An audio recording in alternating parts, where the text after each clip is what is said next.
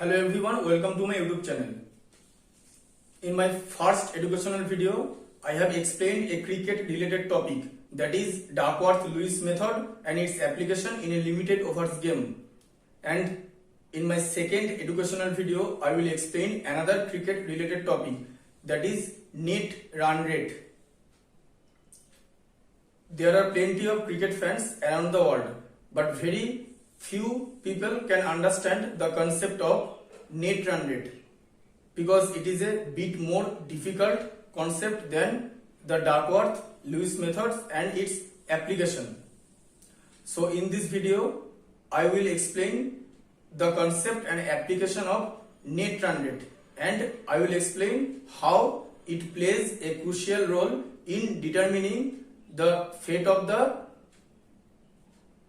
teams in a big tournament like IPL when it reaches at the last stage of group league, when there are very few matches left.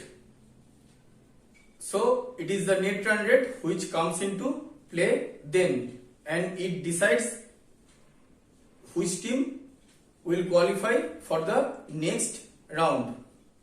So let's come to the topic. Before starting with net run rate or NRR, I will explain two other terms, that is CRR and RR respectively. CRR stands for current run rate and RR stands for required rate. How they are calculated? Let me give you an example.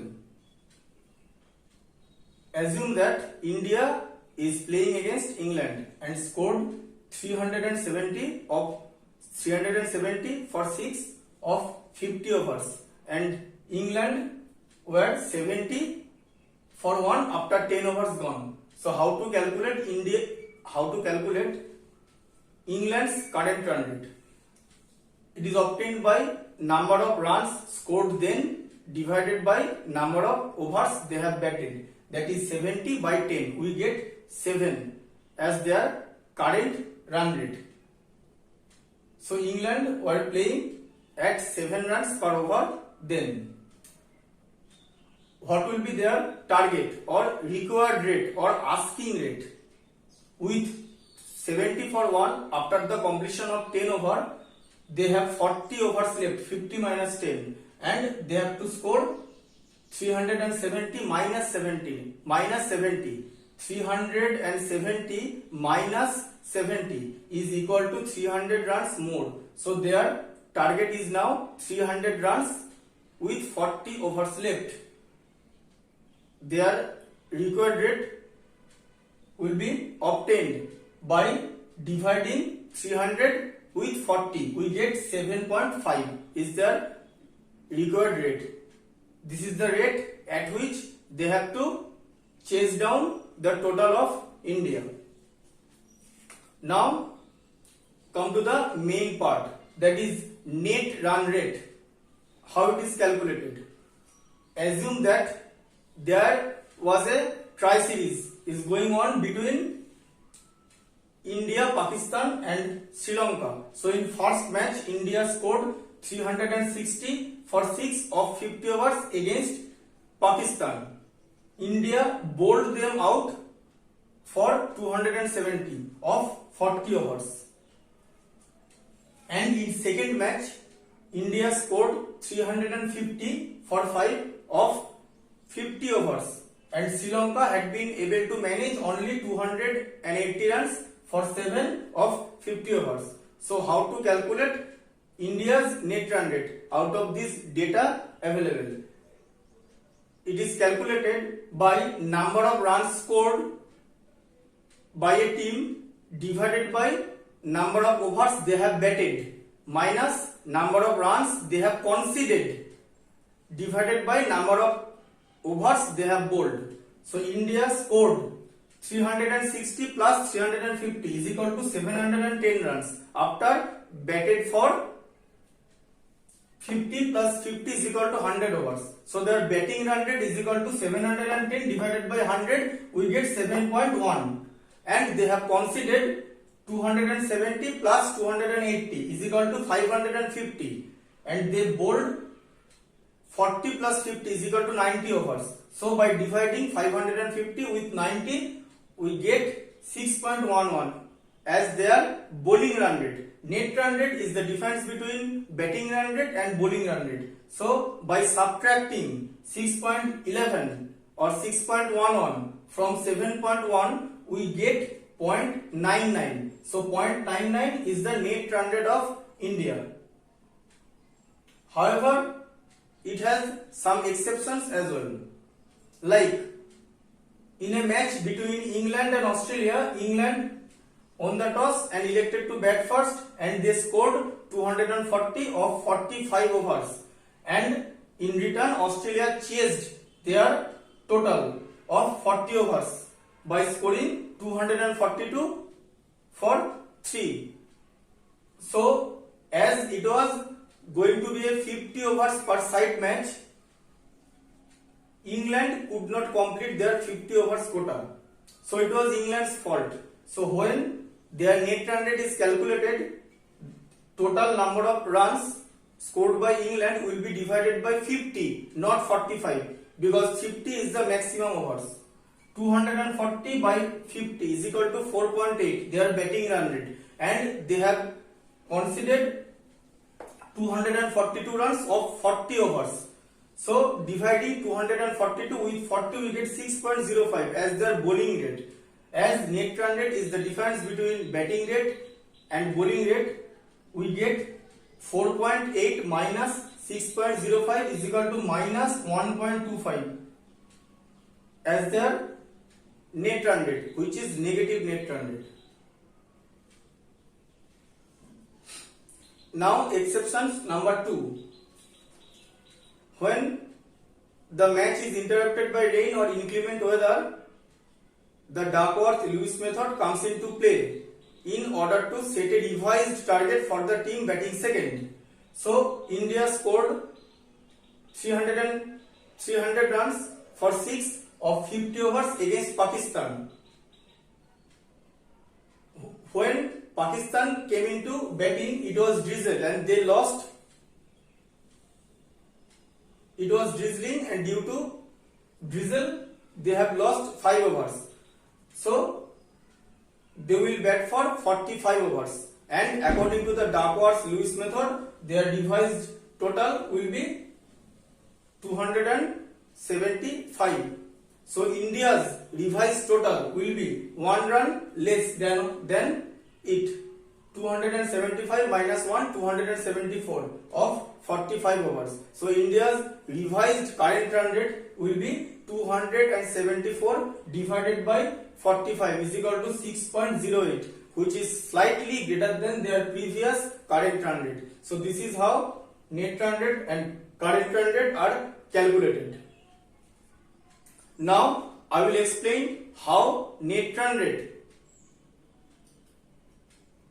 decides the fate of the multiple teams or more than one teams in a tournament like IPL. I have prepared a table, an imaginary table. Let me tell you something. Due to insufficient light and smaller font, you might not be able to see the whiteboard properly. So you have to listen to me carefully. You will be able to know how net run rate is calculated and how it plays a crucial role in determining the fate of the more than one teams in a tournament like IPL. So from this table you can see that Gujarat Titans, Rajasthan Royals, Lucknow Super Giants, they have been qualified for the next round. They are followed by RCB, who played 14 matches and gathered 16 points, and their net run rate is plus 0.82, followed by CSK's net run rate, which is standing at 0.46, and Mumbai Indians, whose net run rate is 0.16 respectively after playing 13 matches each. Now there is only one match left in this group league stage, and that will be between Chennai Super Kings and Mumbai Indians. But this will be a high octane thriller because this one match will decide the fate of the three teams, because out of three teams only one team will qualify for the next round. So in this match Chennai Super Kings will lock their horns against Mumbai Indians, and they have won the toss and elected to bat first, and they have scored a mammoth total of 227 for 6 of 20 overs against Mumbai Indians. So Mumbai Indians is going to receive a tough target, and Chennai Super Kings have to restrict Mumbai Indians within a small total as well. So it will be a difficult situation for both the teams.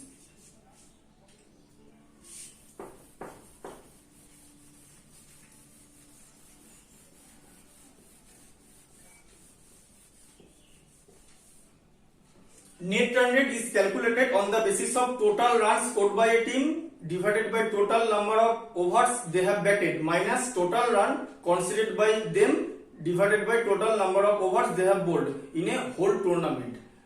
Assume that after playing 13 matches, Chennai Super Kings have accumulated 2,259 runs after batted for 260 overs.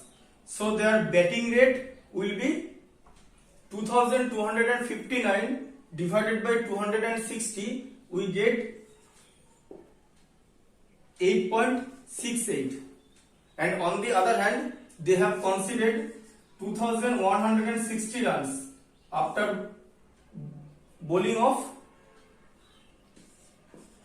257.3 overs, and their bowling rate is 2,116 divided by 257.3, we get 8.22. So the difference is 0.46. 8.68 minus 8.22. This is their net run rate, difference between batting rate and bowling rate. So by scoring another 227 runs against Mumbai Indians, now their total is 2,259 plus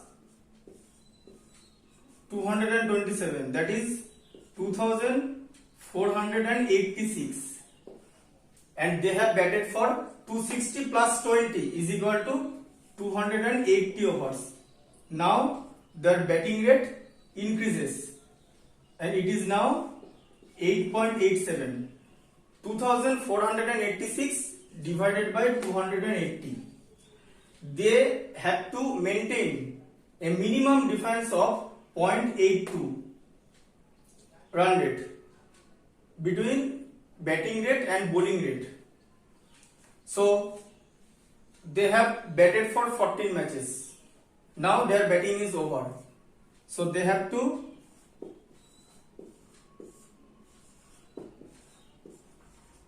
maintain a minimum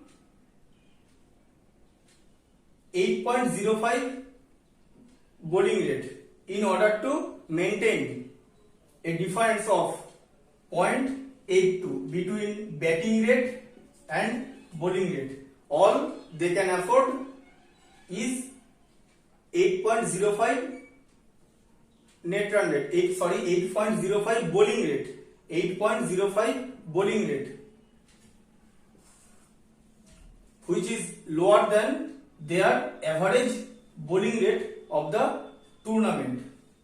So they have to face an equation.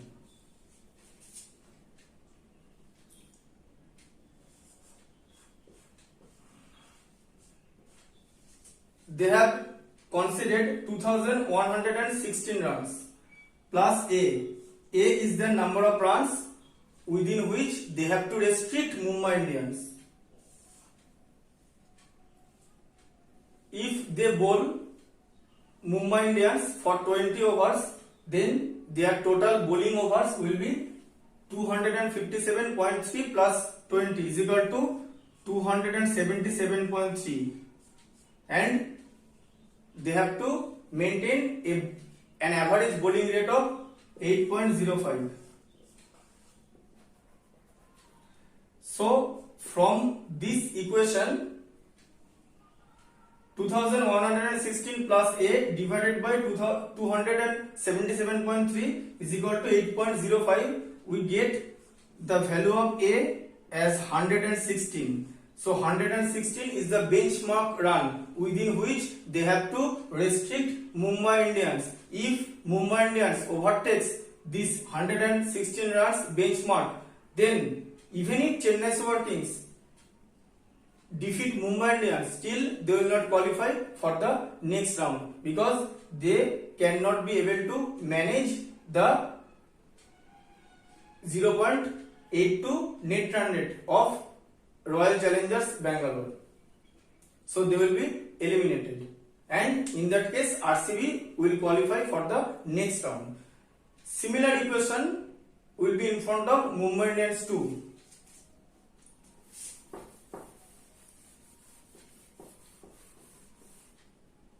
Assume that Mumbai Indians scored 2,214 runs after playing 13 matches and batted for 252 overs. So their batting rate will be 8.78, and on the other hand they have conceded 2,137 runs after bowling 248 overs. So their bowling rate is, by dividing 2,137 with 248, we get 8.62.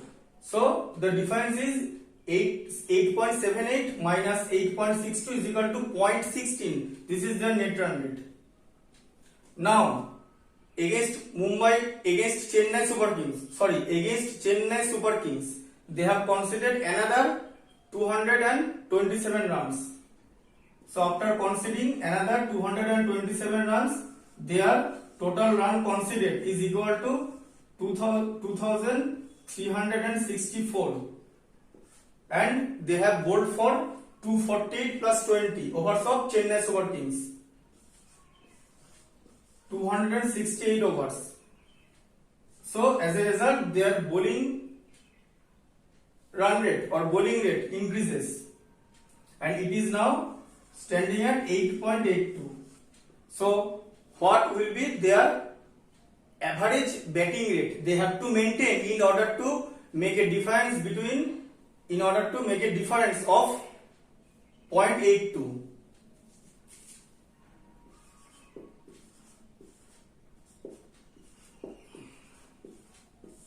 So we get 9.64. 9.64 is their would be batting run rate they have to achieve in order to maintain a difference of 0.82 between the batting rate and bowling rate. If their batting rate is 9.64 and if their bowling rate is now 8.82, so you can see 9.64 minus 8.82 is equal to 0.82.